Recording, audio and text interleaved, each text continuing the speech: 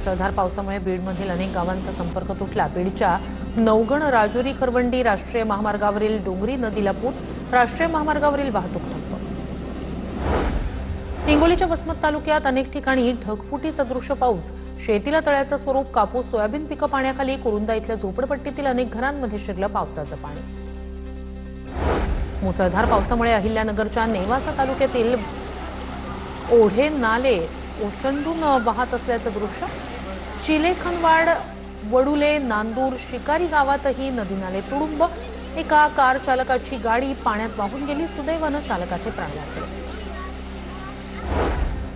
अहिल्यानगरच्या शहर टाकळी गावातून जाणारी ढोरा नदी ओव्हरफ्लो, पाण्यात अडकलेली दुचाकी बाहेर काढण्यासाठी तरुणांची कसरत। जालन्यात नालेवाडी परिसरात मुसळधार पावसाची हजेरी। मुसळधार पावसामुळे शेताना तलावाचं स्वरूप, मांगणी नदीला पूर आल्यानं जालन्यात आदिवासी कुटुंब नदीत अडकलं, कुटुंबाला बाहेर काढण्याचे प्रयत्न सुरू। धाराशिवमध्ये रात्रीपासून मुसळधार पाऊस। मुसळधार पावसामुळे शेती पिकाचं मोठं नुकसान, अनेक रस्ते वाहून गेले।